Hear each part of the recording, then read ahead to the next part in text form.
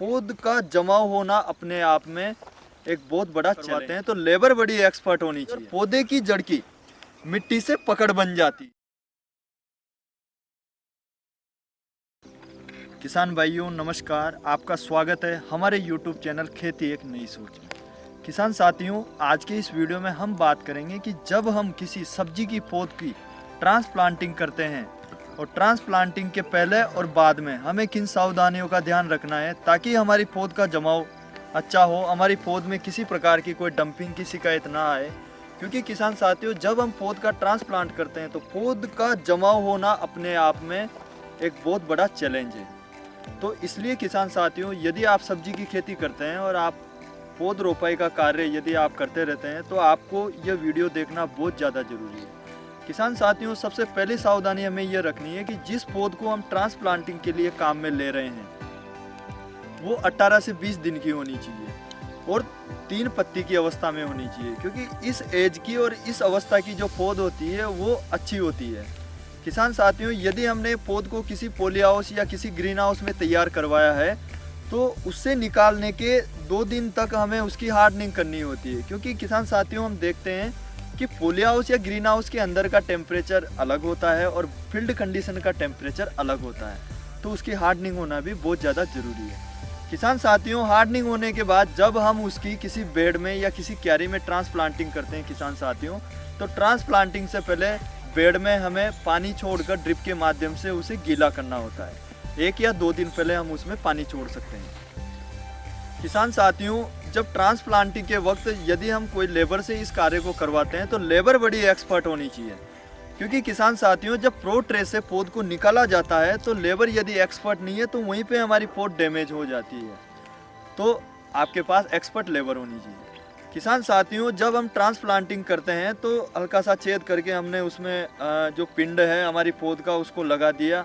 उसको लगाने के बाद उसके आसपास गैप रहता है, तो उस गैप की पूर्ति हमें ट्राइकोडर्मा मिक्स वर्मी कंपोस्ट यानी कि वर्मी कंपोस्ट का जो पाउडर होता है उसमें ट्राइकोडर्मा हमें 1-2 दिन पहले मिला के रखनी होती है और उस पाउडर को हमें उसमें थोड़ा थोड़ा सा 40-40, 50-50 ग्राम प्रत्येक छेद में हम डालते हुए आगे निकल जाते हैं। जैसे ही हमारे ट्रांसप्लांटिंग का कार्य पूरा हो जाता है किसान साथियों, तब हम इसमें 5 या 10 मिनट के लिए पानी छोड़ते हैं, क्योंकि पानी छोड़ना बहुत ज़्यादा ज़रूरी है। जब हम ट्रांसप्लांट कर चुके होते हैं तो पौधे की जड़ों के आसपास एयर होती है, हवा होती है। जैसे ही हम 5-10 मिनट के लिए किसान साथियों पानी चालू करते हैं तो एयर निकल जाती है और पौधे की जड़ की मिट्टी से पकड़ बन जाती है। तो पानी छोड़ना भी बहुत ज़्यादा जरूरी है, लेकिन ध्यान रहे सिर्फ 5 या 10 मिनट के लिए। किसान साथियों, जब हम ट्रांसप्लांटिंग कर चुके होते हैं तो इसके 48 या 72 घंटे बाद यानी कि 2 या 3 दिन बाद हमें इसमें एक ड्रेंचिंग करनी होती है किसी अच्छे फंजीसाइड की। अच्छे फंजीसाइड से मेरा मतलब ये है कि या तो हम ड्रेंचिंग कर सकते हैं कॉपर ऑक्सीक्लोराइड, जो कि कई अन्य नाम जैसे ब्लू कॉपर या कई अन्य ट्रेड नेम से भी बाजार में मिलता है, या हम इसमें ड्रेंचिंग कर सकते हैं एलियट फंजीसाइड की। किसान साथियों, यदि आप एलियट फंजीसाइड काम में ले रहे हैं तो आप इसका सॉल्यूशन 1 ग्राम प्रति लीटर के हिसाब से बनाएं। यदि आप सीओसी काम में ले रहे हैं तो आप 1.5 से 2 ग्राम प्रति लीटर के हिसाब से इसका सॉल्यूशन बनाएं। किसान साथियों, ड्रेंचिंग में एक बारीक चीज़ मैं आपको बताता हूँ।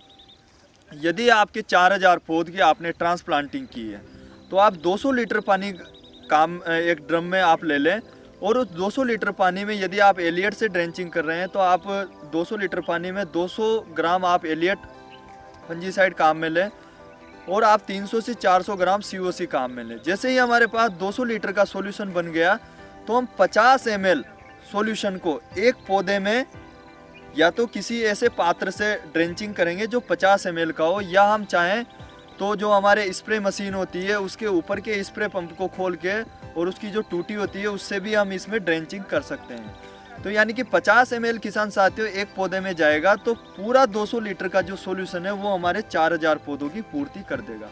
किसान साथियों, मैं आपको बताऊं कि हमने 500 लीटर पानी में सॉल्यूशन बनाया था, जो हमारे 10,000 पौधे हमने 3 बीघे में लगाए थे, उसमें हमने ड्रेंचिंग की थी।